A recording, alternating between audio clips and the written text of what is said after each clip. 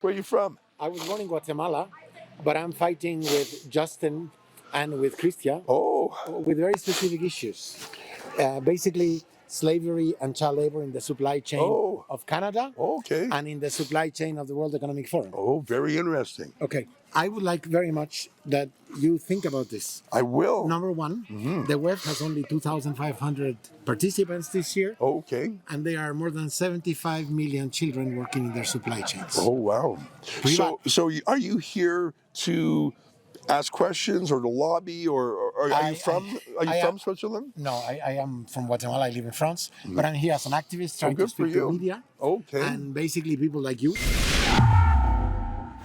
Ezra Levant here for Rebel News. I'm standing on the streets in Davos, Switzerland, where we're here to cover the World Economic Forum's annual get-together. It's a little chilly, which makes me chuckle because, of course, they talk about global warming, and it's sort of freezing here. In fact, so many of the different pavilions along the street are setting up free hot chocolate and coffee for people because it's so bloody cold. Anyways, as I was walking here yesterday before they were opening, a fella recognized me apparently and stopped and watched as I was doing my monologue for yesterday's show. And he sort of watched. I had like a studio audience of one. And afterwards he came up to me and he said he knew the show and he knew our journalism. And he wanted to tell me why he was here. I asked him, are you a delegate? He said, no, I'm here like you, he said, to try to hold these people to account, he said. He said one of the things that worries him is the amount of child labor in the world. And he says Canada is not immune to it. And he says, in fact, some of the laws being designed to stop it, in fact, enable it. Listen, I haven't had a chance to really do my due diligence on this fella's point of view, although he did seem well informed. But let me just present it to you raw.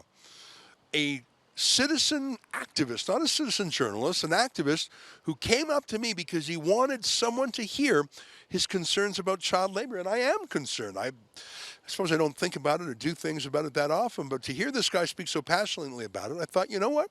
Let's give this guy a forum to say a few things, because he certainly won't be allowed inside. So without further ado, my on-the-street encounter with an anti-child labor activist trying to get some movement here at Davos. Where are you from? I was born in Guatemala, but I'm fighting with Justin and with Chrystia with very specific issues.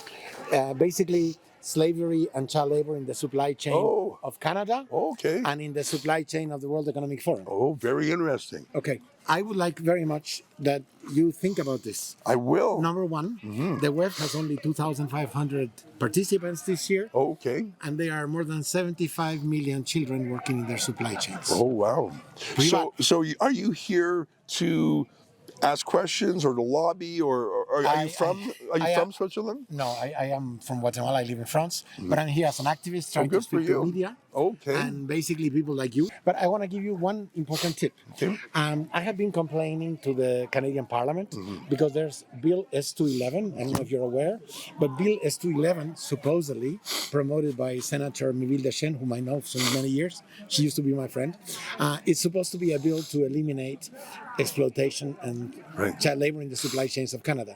No, it's a bill actually to make sure that the corporations are not liable for exploitation. Really? Yes, and worse than that, Justin Trudeau was in the G7 summit in Elmau, and I have been pressuring them for years, but finally the G7 included in its declaration commitment to eliminate forced labor and child labor in the supply chains. So Prime Minister Trudeau and Chrystia, of course, have to deliver on their promise to eliminate child labor and forced labor in the supply chains of Canada.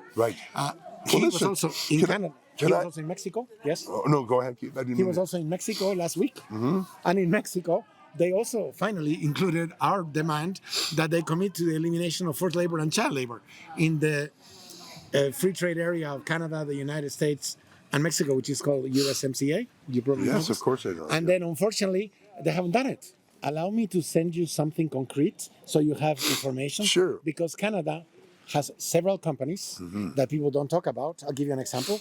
The Ontario Teachers Pension Plan. Oh. I think you've heard about them. Of course. They have about $180 billion very big. US dollars in investments. There are two of them here. Oh, right. I saw that. Yeah. Yeah, okay. But Canadians don't know, especially the Ontario teachers don't know, that the Ontario Teachers is a shareholder in Barry Callebaut, a Swiss company that actually has at least 500,000 children working for it, if not 750,000. Wow. So here you have the Ontario teachers investing in a company which exploits hundreds of thousands of children.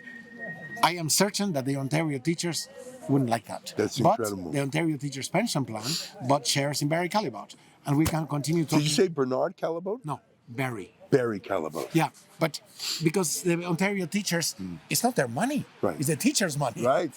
So the teachers have the right to know that their management, which is here, 2 of them are here, are actually investing. It's nice to meet you. You have my WhatsApp? And if you're interested, I can send you more information about Canadian companies. That's very interesting to know. Like the Ontario Teachers Pension I'm Plan. so glad you were here. Thank you. Good luck. Thanks, Fernando. Well, listen, I haven't had a chance to do my own due diligence on that, but he seemed passionate and he seemed well informed and he certainly seemed well-meaning. I'll let you judge for yourself. Until next time, please check out all our work at wefreports.com. And if you feel moved to help us crowdfund this journalism, you can do so at that same website. We'll be here in Davos all week. Bye-bye. I'm in Davos, Switzerland, for the annual meeting of the World Economic Forum, a secretive political and economic club of billionaires and oligarchs. I'm here with a team of independent citizen journalists, including my friend Avi Yamini. We're going to ask the questions that the mainstream media just will never ask. To see all of our reports, go to wefreports.com. And if you believe our citizen journalism is crucial, and I believe it is, you can even chip in to help us crowdfund our economy class airfare to get here. That's wefreports.com.